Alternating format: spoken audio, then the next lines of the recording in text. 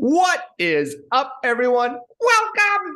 I am your humble host, Pete Rogers. Excuse me, my voice is coming back, and I am joined this week by only one of my fellow nerds. Last week it was Jordan. This week, the resident old man, Clark Barnes.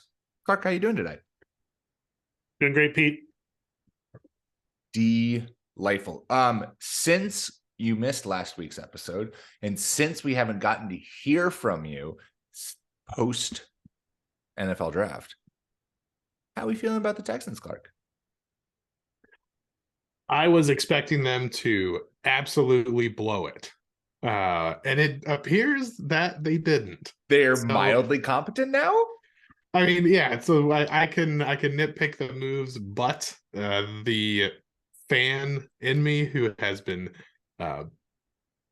shackled to the radiator in the basement for the past decade is starting to see some hope. I like CJ Stroud. I think the CJ Stroud hate went way too far. You know, we have no idea with these guys, but he did what you want to see in college, which he just performed extremely well, seems competent. And then for the Texans to move up and bolster that defense, get D'Amico Ryan something to work with. It was exciting. Hoping that first pick next year is not, top 5 again. Not going to come back to bite you, but hey, yeah. If it's nice, it must be nice to see not only a direction from the team, but also just confidence, right? Like you trade that first thinking that you're going to be a better team than, 3-14. You're a team that first round pick is actually not going to be as good as maybe the Arizona Cardinals think it's going to be. Yeah, there is some hope, and largely still springing from D'Amico Ryan. Just very excited about him as a coach, hoping that they try to run a kind of simplistic Kyle Shanahan-esque offense, run the ball, play defense, hopefully squeak out 6 or 7 wins and not be a laughingstock this year. So I am excited. You're on the bandwagon. You're starting to get the engines revving. Well, this is why I get paid the big bucks, because this is a delightful transition into what we're talking about this week on this week's episode, which is, and this is Clark's idea, and I love this idea.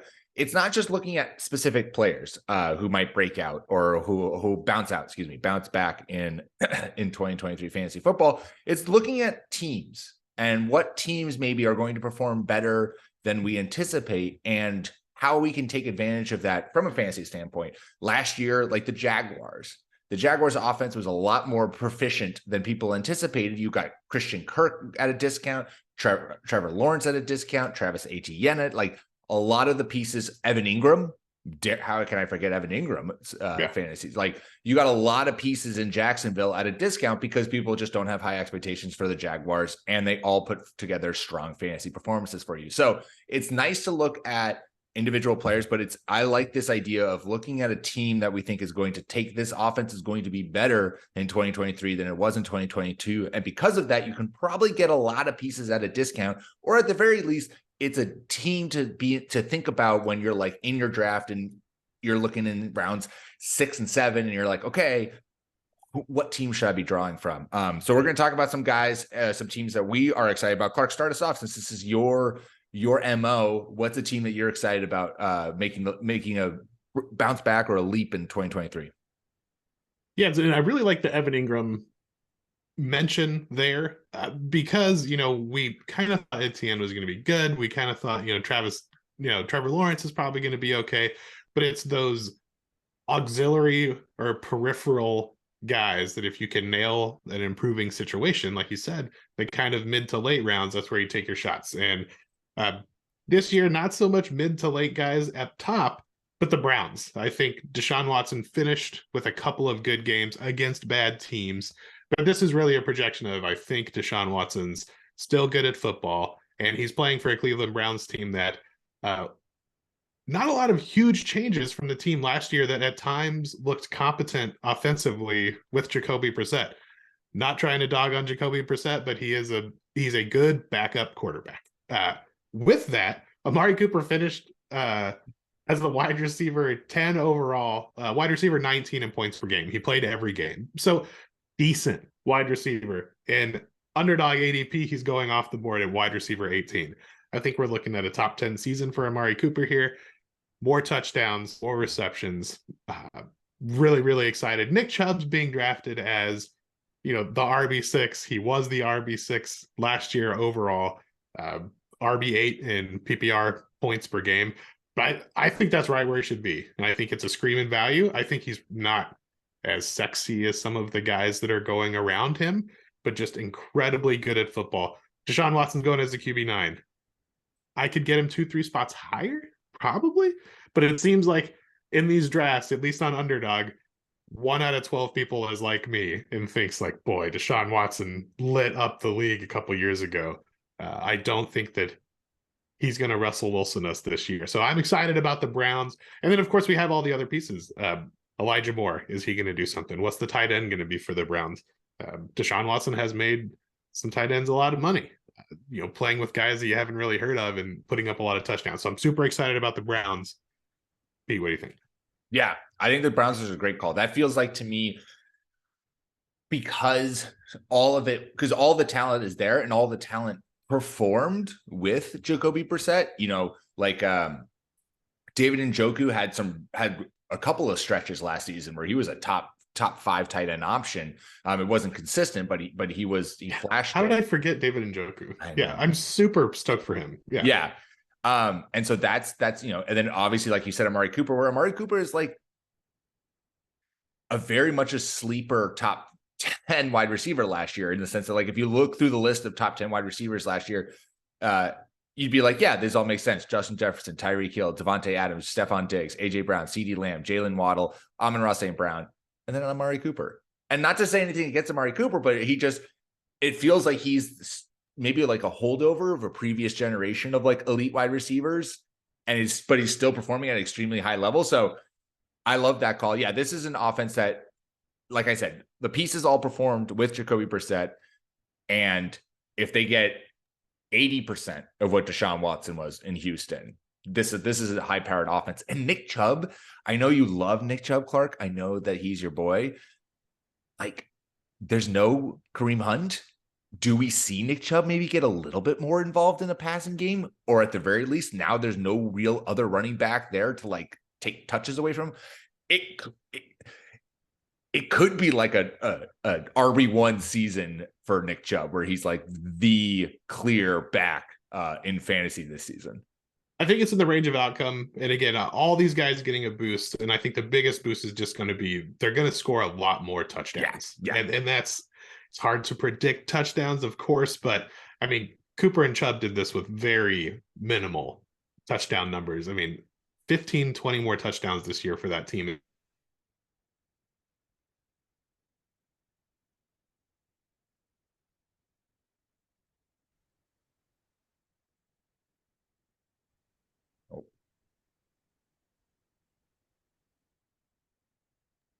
I lost you there. You're back. Yeah. Super stoked for the Browns. Pete, who you got? Super stoked for the Browns as well. A team that I am very excited about, and I'm putting it all on one man's shoulders, and so he better not fail me. But Indianapolis Colts. Shane Steichen, I'm just putting a lot of faith in that he can do with Jalen Hurts, what he did with Jalen Hurts with Anthony Richardson. Now, obviously, we've already talked about on the show a lot about Anthony Richardson before he even got drafted and how much we love him, especially in dynasty rookie leagues. That's like that. I think he's the one. I think he's the QB1 amongst dynasty drafts. And I think you could, in a super flex, take him 101. I don't think that that's a bad take. But anyways,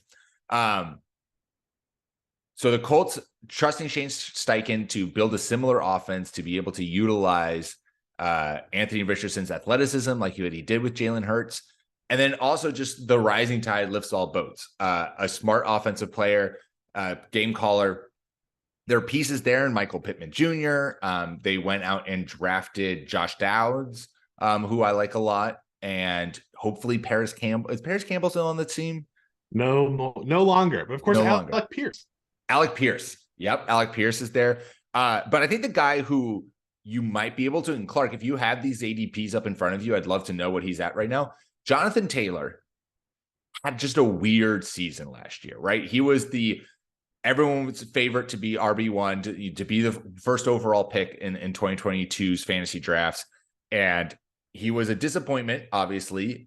His per rating was a big drop down. In 2021, he averaged 0.9 fantasy points per touch. And last year he averaged 0.6. So he was much less efficient with his touches. He had much fewer touches. He dealt with injury. That whole team was just kind of a mess. Now, you have a healthier, improved offensive line. You're going to have an offense that is going to be more potent with an actual quarterback under center who defenses have to worry about. And I think the thing that could scare some people away from Jonathan Taylor is the fact that you have Anthony Richardson there, and is his goal line potential and how big and strong of a quarterback he is. However, we saw it last year with Jalen Hurts. Miles Sanders was 4th in the NFL in red zone touches last year. Jalen Hurts was right behind him as 5th. And so, like Shane Steichen has shown, this offense can exist where you get top 5 red zone touches for your quarterback and your running back. And it's just like what you said with the Browns. This team is going to score more touchdowns, I think. And if they score more touchdowns, more than likely they're going to Jonathan Taylor. So he's a guy. What's his ADP right now, Clark, if you have it up? He is the running back 3, number 11. So okay. I think that the community is pricing him right, but still he's a bargain. Yeah. There's a lot of wide receivers going earlier. This is underdog ADP, courtesy of FTN, Fade the Noise Fantasy Network. So thanks to those guys for putting that up. While I like the order of the running backs, it goes Christian McCaffrey, Rookie Fever, Bijan Robinson, and then Jonathan Taylor. I would move that whole group up, 4 or 5 spots over some of these wide receivers who I love. But look, I know this isn't popular, the hip thing to say, but running backs win you championships, guys. Like when you hit on a running back that's getting you 20 points a game, running backs matter. Let's not forget. Yeah. I like your point too of I think the Colts are going to score more points. I think Anthony Richardson's going to make some mistakes. I think they're probably not going to win a ton of games. But it's like the old Jags quarterback. It's like perhaps a Blake Bortles effect of they're gonna have to chuck it. They're gonna have to score. And if I'm a new head coach and I have Jonathan Taylor and a good offensive line, gosh, please, let's lean on that. I'm excited. I wouldn't want to run my new giant 20-year-old rookie quarterback at the goal line if I have Jonathan Taylor, even though that's something he's perfectly capable of doing. I'm excited. Michael Pittman, is he going to ever be a thing? We keep waiting, and he continues to be middling. Yeah, we'll see. I think that's the one thing that is I think the quarterback play could be better. I think there's more weapons there now with Josh Downs and Alec Pierce kind of emerging. The wide receiver room in there, I would take flyers on. I wouldn't chalk Michael Pittman up as he's going to be my wide receiver too. I think I would rather go deeper on their depth chart and deeper in drafts to kind of get a piece that I think could emerge and be kind of a saucier play. Jonathan Taylor is a guy who I think if you can get him at the end of the first round, loving that. Yeah. Stealing. Yeah. Sign me up. I will take that. You said Chubb was going as the RB6. Just Clark, this is your fever dream. Back end of the first round, you take Jonathan Taylor, and then on the snake, you take Nick Chubb. And you've won your fantasy league. And this happens every year, and it's my least favorite thing about being an absolute fantasy football addict is you see all of these values at this time of the year. You're like, what is wrong with people? Why is this person going so high? And you have to consider format too. Underdog, I think, is 3 wide receivers, which pushes wide receivers up. Yeah. PPR. So there's some reasons for it. But yeah, I mean, if I draw the 10th pick and get Jonathan Taylor and Nick Chubb, I don't think that's going to happen in our home leagues. I think both these guys are top 8 picks probably. But if you draw the 5th, 6th pick, you could be looking at one of these guys that has real RB1 potential. Just super exciting, and super exciting for the Colts. Colts are a division rival of the Houston Texans, so I'd love to see them fail, but they've been really bad for a long time. I never want a team to be horrible for 5 years. That's just It's no fun for anybody. Just mean. You're such a good guy, Clark. Yeah, things are looking pretty there. Give us another team that you're thinking will look good in 2023. All right, so this one's going to have a little bit more value to be harvested. Even though I love where Amari Cooper and Nick Chubb are going, they're still pretty high. Yeah. And they finished well. When people sort by points scored, they're going to see those guys, and that might push them up. But this one's going to be addition by addition and subtraction. Love it. A team near and dear to your heart, Pete. The New England Patriots are going to be a functioning offense this year. They are not going to be the highest scoring offense. Mac Jones is not going to finish as QB5. But they had such a horrid situation last year. It was the most telegraphed, horrible thing that was going to happen in the NFL, and everyone was right. The two co-offensive coordinators who hadn't been offensive coordinators in one case and had been a horrible offensive coordinator in the other. Getting Bill O'Brien, while he has plenty of faults, he's at least a competent offensive coordinator. I think Mac Jones is a competent quarterback. I don't think he's Patrick Mahomes, but I think he's closer. You don't? Wow. I think he's closer to Joe Burrow than he is to Kenny Pickett. That's just my thoughts.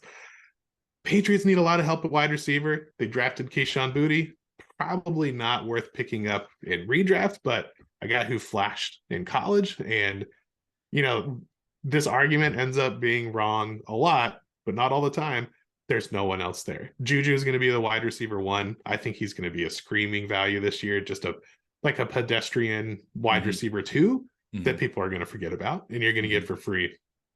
And the real value, your boy, yes, just got snaked from me in an FFPC Dynasty startup. One pick in front is the only player I had in my queue.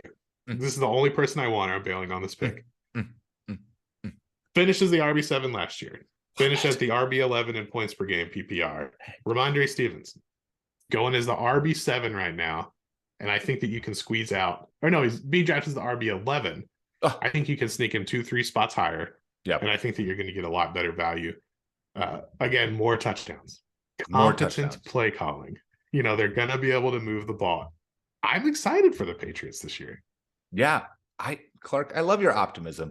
Yes, I think that there is a lot of hope in New England that this offense is not going to be as absolutely a shit show as it was last year. Quickly to Ramondre Stevenson point, of the running backs in 1, 2, 3, 4, 5, 6, 7, 8, 9, 10, 11, 12. Top 12 running backs last year in half point PPR. Ramondre Stevenson had the lowest touchdown dependency among those running backs. 17.7% of his fantasy points came from touchdowns. So if that positively regresses and returns to kind of where it normally is, among those running backs, most of the top running backs were averaging about 20, looks like about 25% of their scores coming from touchdowns. So if that returns to that, suddenly he does have elite, top 5 upside, just given his touches. That backfield has some other pieces in it, but it's Ramondre Stevenson's backfield. And I also just like the other pieces that they went and got. Obviously Juju. Mike Gesicki, I think, is kind of a sneaky play here. Hunter Henry is going to be the traditional tight end who's going to line up. And I think they're just going to let Gesicki basically be a big slot guy. I'm curious to see what they can do with him. Obviously we've seen this kind of offense before in New England with, Gronk and Aaron Hernandez in that kind of 1-2 play at the tight end position. So I think they could replicate something like that. And maybe it's not going to be it's not going to thrust Gesicki into elite tight end consideration, but I think he could be a really good streaming option at the tight end position this year. And then last year's Tyquan Thornton has just a ton of speed. Again, we talked to this wide receiver room doesn't have a lot of options. If they invested in him in last year's draft, he's got a year under his belt. Hopefully this is an offense that can take full advantage of what he can do on the field. He's probably going to be a guy who I'm going to be sneaky targeting at the end of my drafts and just kind of stashing and letting to see what happens. The Patriots are definitely a team where I think in the past they've been very not super fantasy friendly. And I'm not saying that they're going to magically become like a top fantasy offense overnight, but I think that there could be players here that perform a little bit better than people anticipate, and you're going to get them at a discount because of everyone's feelings about New England. Yeah. Ramondre, you got to pay the cost for. Yeah. Juju, people know the name. They're still going to draft him. Everyone else is going to be free. Yeah. Mac Jones, probably not even in consideration for single QB leagues, but in Dynasty and in 2 QB leagues, he's a target for me all over the place. People are out on him, and I think aren't looking at the situation. And I think you nailed it. I'm not saying they're going to be a powerhouse. Right. I'm saying they're not going to be a laughing stock. And that's a big improvement. I think Mac Jones finished as QB 36 in points per game. Last year, he's the QB 31 and underdog right now. I mean, he should be in the 20s. He's not. Sam Howell. I think he was a top. I think he was a. Let's look it up. I'm pretty sure he was a top 20 quarterback his rookie year in fantasy. Let's see how it was something like that. He was serviceable, and again, Bill O'Brien, much better play calling. Now it's going to be frustrating for you to watch Ramondre Stevenson run into a 9-man box on first down for 17 games every first down. But other than that, I think you might see some life in this offense. Yeah, I like that call. Mac 210 Jones. carries and 69 receptions for Ramondre last year. What a beautiful stat line. You love that out of your running back in today's NFL. You do love that. You do love that indeed. Okay, a bounce back team. I know we're kind of talking teams. I really just wanted to touch on. I did want to touch on one player just because it's a easy to pluck fruit from a low reaching tree. I love easy fruit. I mean, that's the best kind of fruit. I don't have to work hard for it. You get to enjoy it right away. Deontay Johnson has to score a touchdown this year. And that will inevitably mean that he puts a better fantasy performance than he did last year. That's more or less the crux of this one. It's also a method of me wanting to show off. It's a stat I've been kind of starting to like think about and work with. And if it goes somewhere, we'll be tracking it on NerdBall this season. But fantasy points with no touchdowns. So you're taking away all touchdowns, and it's just what is someone scored in half-point PPR. We use half-point PPR. What is a wide receiver scored purely based on yards and receptions? And using that as a way, because like you said, Clark, touchdowns are very finicky. They are hard to predict. You don't know what's going when. And you get sometimes like Deontay Johnson, who gets 0 touchdowns in an entire season. And it's so hard to then gauge his fantasy performance against other wide receivers who scored touchdowns. So created this stat basically for this show just to see what would happen. If I removed all touchdowns from wide receivers, where would people fall in terms of their fantasy performance? Deontay Johnson finished as the wide receiver 37 in half-point PPR total scoring. He jumps up to the wide receiver 23 if you remove touchdowns, which is just to say that like the performance that he put on the field was a wide receiver 2 showing. And if he just scored a couple of touchdowns, that would have manifested and stayed true. So he's going to bounce back because he's going to catch at least 1 touchdown. And I don't feel like the Steelers went out and like added another true challenger to his number 1 status in Pittsburgh. I love the stat and I love the reasoning. Where do you think Deontay Johnson is being drafted? In underdog, in wide receiver heavy leagues. Where is Deontay Johnson going? I bet you he is going wide receiver 27. He is 39. Stop. He's behind Marquise Brown. Stop. George Pickens. George Pickens is on the same team, and Deontay Johnson just ate his lunch. Look, this team was terrible last year. I think the Steelers are going to be better this year. Yeah. Najee Harris is a target for me. Like that. People are out on him. He's not free, but I think the cost is wonderful. Deontay Johnson has been a target for me. I've just struck out everywhere trying to pick him up. I think, at least in the leagues that I'm in, the owners know now is not the time you sell this person who's incredibly talented and just happened to happened play to have with a a down. mediocre quarterback and It, didn't score any touchdowns. that's Yeah. incredible. 39. Wide receiver 39. I love Kadarius Toney, but let's hold on, guys. I love Kadarius Toney, but I would never take him above Deontay Johnson. Yeah. And that's why Jordan I like Addison, this. I'm liking this stat. I'm liking this stat because it does promote a lot of wide receivers who you wouldn't necessarily think of as like elite options. And if you trust, again, Clark, God, this all ties together so nicely. If you think that this offense is going to score more, and there is a chance that a wide receiver could step into more touchdowns, you suddenly have yourself an elite wide receiver. Terry McLaurin, wide receiver 10, if you take out touchdowns and fantasy points, no touchdowns, after finishing wide receiver 18 in half-point PPR. Chris Godwin, wide receiver 14 in fantasy points, no touchdowns.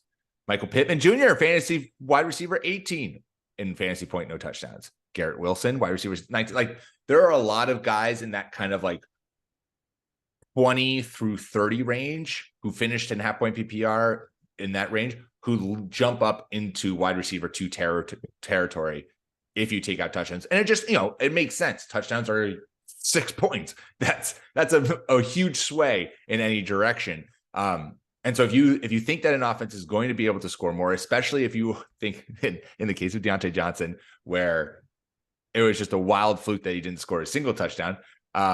But if you think that there's a chance that they're going to score more touchdowns, Chris Olave scored 3 touchdowns. He rockets up as a high-end wide receiver 2 in fantasy point, no touchdowns. Yeah, I think there's a lot of, it's a interesting way of looking at last year's production. And you can then project on top of that, like, okay, if I think they're going to score more touchdowns, now suddenly the production that they did without touchdowns was good enough to make them a wide receiver 2 or better. Add some touchdowns and we're cooking. Yeah, this isn't a case like the Julio Jones touchdown allergy that persisted for years and years and years. Deontay Johnson in 4 years in the league scored 5, 7, 8, and then 0 touchdowns last year. I just looking at these stats, amazing. Second year in the league, 144 targets. Third year, 169 targets. Fourth year, 147. I mean, the guy's open. Yeah. So wide receiver 39, I could not believe it. That is magical, and I really hope that we haven't brought enough attention to it for it to rocket up, because that feels this is exactly what you're talking about, where it's like, I am loving this now, and we're in the middle of May. Come drafts in August. Yeah, that's gonna go away. It's gonna It's going to be, the Steelers are going to promote, going to show a clip at training camp, and Deontay Johnson's going to catch a touchdown, and everyone's going to be like, it's finally happened. He scored. And then he was going to jump up and become a surefire wide receiver 2. He's one ahead of Gabe Davis. I mean, I'm not trying to be mean, but that's just wrong. Wrong. Oh, that's going to be a shame when he's going as wide receiver like 24 or 20, like where he should. He loses all of his value. Do you have one more team? I think our horrible teams are going to take a step forward. So I'm a little bit excited about the Texans.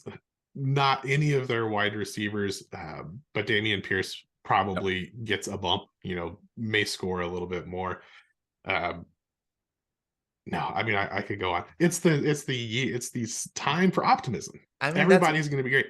One that we didn't mention, but one that everybody nailed last year is the Dolphins, right? The question was, is it going to be Tyreek Hill or Jalen Waddle? And we said on this show over and over, yes, they're both going to be fine. Yep. Tons of injuries, to the quarterback and all of their quarterbacks, really. They still had a ton of really, really viable fantasy performers. Some people are forgetting that Raheem Mostert and Jeff Wilson are the starters there. I know we're excited about, was Devin Achane that they picked, excited about that, but those guys are starting. When they're healthy, they're going to be good plays. I'm taking a chance on Tua. And again, last year, all of these numbers that they put up with Tua playing about half the games. So I think the Dolphins take another step for and then obviously the Jets, right? I think Aaron Rodgers is still pretty good at football. He may decide that he doesn't like Garrett Wilson. Someone said that the other day, and I've been paranoid about it ever since. But boy, if Breece Hall's knee is better, big season incoming for him, maybe. Yeah, no, I like that a lot. Not going out on a limb on that one. I mean, it's like obvious, but yeah, they could be much better this year. For sure. Garrett Wilson feels like a guy. What's he currently going at? He feels like a guy. I bet he's up there. Yeah, I think his price is going to be wild. He's wide receiver 9. I think that's pretty. I mean, it's optimistic. It's it's reasonable, but it's very optimistic in my mind. He's going in front of Amon-Ra, Jalen Waddle, Amari Cooper. I'd take all those guys over Garrett Wilson. Yeah. I think Garrett Wilson, if I were to do rankings now, he would be a high-end wide receiver 2 for me, I think. Yeah, but if he finishes as the wide receiver 4, are you going to be at all surprised? Oh God, no. None. But surprised. There is such risk with Mr. Aaron Rodgers, because if he ices you out, you are done. And Allen Lazard is there. Let's not forget that and Randall Cobb. Right? Yeah, and they signed Randall Cobb. So Garrett Wilson might not see a single target all season. Elijah Moore got out while the getting was good. Exactly. And now Elijah Moore. Oh, that's sweet. I mean, I know we already talked about Browns. I'm spinning it back. He's a guy who I'm going to be snagging in every single one of my leagues. He's going to be, I think, a very popular, mid to don't late like round. The term, but sleeper. Deshaun Watson, when he's had quick guys over the middle, he's made it work. He's not super strong at throwing, the 35-yard out, kind of like Lamar Jackson, right? Like, people can't run like Deshaun and Lamar, and Lamar and Deshaun can't throw like some of the other quarterbacks. But it's gonna be. I mean, I'm gonna take a shot. I was excited about David Bell last year. Yep. That didn't really turn out. More competition for the Mighty Mites, and again. Hopefully, this has just given you something to think about from the macro perspective, not necessarily always focusing on just the player. But what are you going to do with your 9th round pick, right, your 10th round pick, 11th round pick? You take a shot on someone like Jamal Williams, and it's like, oh, well, all of a sudden, the Lions just decided a nice he's going to get all the touchdowns for us. Yeah. Okay, cool. I also like the Ravens passing game this year. Oh man, I'm doing 2 FFPC. Yeah. Startups. I had the 104 and took Lamar there, and was laughed at. And I had the 108 and he went at 107. I was so sad. That was so sad. But I think he takes a huge step forward. The Ravens are actually committing to him. Odell Beckham is basically free. He was going in 3rd and 4th rounds of rookie startup picks if you have free agents there. I think Gus Edwards and J.K. Dobbins are going to have big years. God, I hope J.K. Dobbins' knee is better. He looked good. He's a full year removed. Like that's you're hoping fingers for that. Crossed. Yeah. See, I could do this all day, Pete. We got to save some for the rest of the offseason. Yeah, we'll have to. I mean, this was already a nice condensed podcast, which I like. But the teams we're low on is going to be just the Arizona Cardinals, and that's about it. Yeah, I mean. It's like the only team that I'm just not going to have a single piece of this year. For Cardinals fans, they have a lot of draft capital for next year. Happily look forward to 2024. Just don't even pretend this season exists. Look forward to 2024 and bask in that. That's what you get. Kyler Murray healthy. Exactly. They did take a tackle, so good. Whatever poor rookie quarterback that was like Clayton Tune. I think they're running with Colt McCoy. I think is their current top of the depth chart. Yeah, we'll see. I hope Hopkins gets to leave. Yeah. We know that he can perform with a horrible quarterback, but just how have the Bills not pulled that trigger? That feels like a perfect. That is the piece you're missing. That is the guy who complements Stephon Diggs and would be all the good teams. Like DeAndre Hopkins is open. He is all. I know that there's 2 guys on him. He's open. Throw it to him. He's had some injuries, hasn't played many games, but he's dominated still. That's why the Bills feel like the perfect thing, where he doesn't have to be the number 1. He doesn't even have to be they're it makes sense there. God, just Patrick Mahomes just deciding he's going to throw to DeAndre Hopkins 6 times a game. That would be a nightmare. That would be awful and amazing all at once. All right, well, that's all we got for you this week. Make sure you rate and subscribe to the podcast on your podcast platform of choice and follow us on Twitter at NerdBallFF. You can follow myself at Pete M. Rogers and follow Clark at NFL Clark. And of course, make sure you check out all the amazing content we're putting out over on the site at nerdballff.com. Until next week, my fellow nerds.